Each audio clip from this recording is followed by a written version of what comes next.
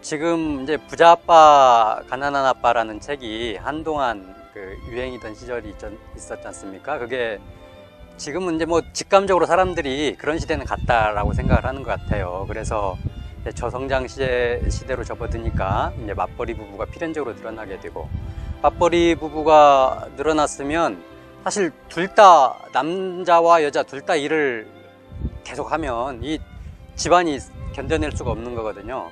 그래서 이제 그렇게 사회는 변했는데, 그런 이제 변한 사회의 반영이 지난 대선 때 이제 저녁이 있는 삶이라는 어떤 모 후보의 슬로건에 많은 분들이 공감하는 이제 그런 계기가 됐던 거 아닌가 싶은데, 그럼에도 불구하고 실제로 우리 지금 현실은 그렇게 바뀌지 않고 있습니다. 남성들의 근로시간이 줄어들고 있는 것도 아니고, 또 근로시간이 줄어든다고 해서 이게 이 맞벌이 그 아내한테 도움이 되느냐, 이런 것도 지금 정확치 않은 것 같고, 그래서 이제 그런 문제의식을 가지고 우리 가정에서 이제 구체적인 부부간 협업 사례가 이런 식으로 진행되면 이렇게 나름대로 그래도 현재 제도 하에서도 행복하게 살 수 있겠다라는 거를 좀 알리고 싶어서 이제 그런 내용을 주로 담고 있고, 그러다 보니까 꼭 짚을 수밖에 없었던 내용이 이렇게 교육 제도에 관한 내용이었습니다. 왜냐하면 지금 우리 국민들이 자꾸 악착같이 일을 해서라도 돈을 벌어야겠다고 생각을 하는 이유가 크게 보면 집값과 사교육비거든요. 근데 이제 집값은 지금 조금씩 이제 잡히고 있는데, 사교육비는 여전히 잡히지 않고 있고, 여전히 제가 보기에는 거품이 많이 있어서 좀 그 거품에 대해서 좀 설명하는데 상당 부분을 할애했습니다. 저는 직업이 변호사고, 제가 스스로 칭찬하면 이게 좀 공신력이었기 때문에 이 책을 추천사를 써주신 현 서울시 교육감 조희연 교육감님께서 자타가 공인하는 교육 전문 변호사다, 이렇게 소개를 하셨으니까 이건 변호사입니다. 그리고 제 처는 책에도 나와 있는데 이제 고전 번역을 하고 있습니다. 제가 보기에는 능력이 있는, 좀 민망하긴 하지만 저기고, 그다음에 이제 우리 아들 둘인데요. 초등학교에 재학 중인데 뭐 이제 아빠 엄마하고 사이좋게 재밌게 지내고 있습니다. 제일 사실 제가 책이라는 게 왜 나왔겠습니까? 이렇게 많이 고민을 했기 때문에 나오는 거고, 고민을 많이 할 수밖에 없었던 게, 저는 이제 저기 촌에서 남성 위주의 집안에서 태어났고, 집사람은 저기 제주도의 그 여성분들의 말하자면 대가 세다고 해야 되나요? 거기서 태어난 입이 평등주의자입니다. 남녀 평등주의자.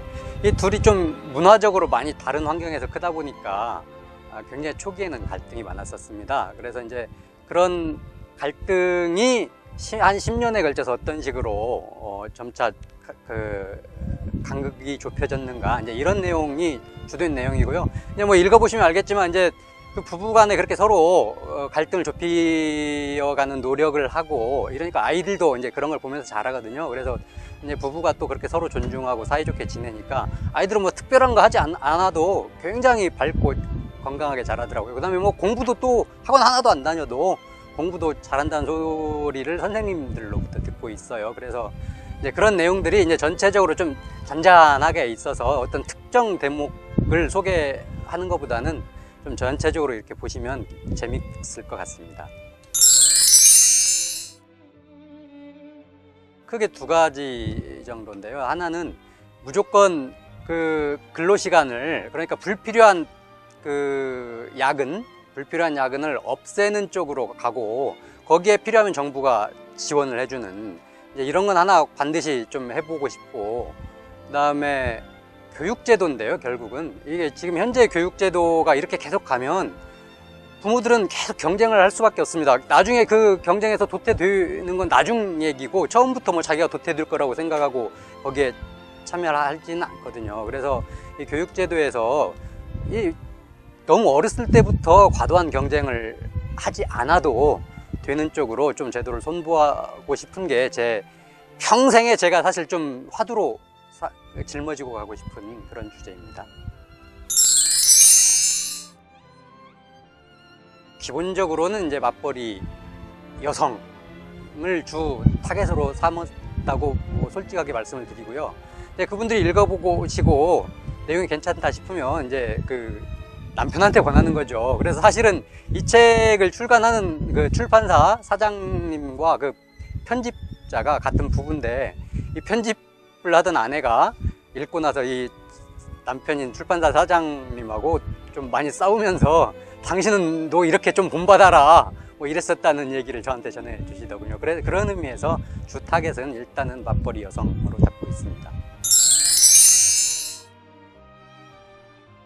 이 책은 사실 쓰면서도 계속 고민했던 건데, 인용문이 좀 많이 있습니다. 근데 이제 그게 바람직한 글쓰기가 아니라는 생각을 한편으로 하면서도, 그 제가 인용한 책들을 보면 그렇게 크게 유명하지 않은 책이나 크게 유명하지 않은 저자들이에요. 그런데 내용들은 굉장히 주옥 같은, 그래서 사실 같이 동반 성장하자 이런 의미도 하나 있었고, 또 하나는 이제 좀 어떤 전문가로서의 견해를 소개하는 것이 더 공신력을 높일 수 있지 않나, 이제 이런 차원에서도 좀 인용을 길게 한 부분은 있습니다. 그게 조금 아쉽다면 아쉬울 수 있는데, 좀 현재로서 유명하지 않은 저자인 저의 입장에서는 불가피한 선택이었다고 보여지고, 또 하나는 제가 약간 이제 직업적 기질이 발동해서 그런데 약간 논증을 하려고 쓴 것들이 있습니다. 그런데 편집자가 무슨 에세이 이런 논증을 하면 과감하게 다 삭제를 해버리셨더라고요. 그래서 하지만 이제 그거는 차차 이제 그런 부분들은 보완을 해나갈 수 있는 기회들이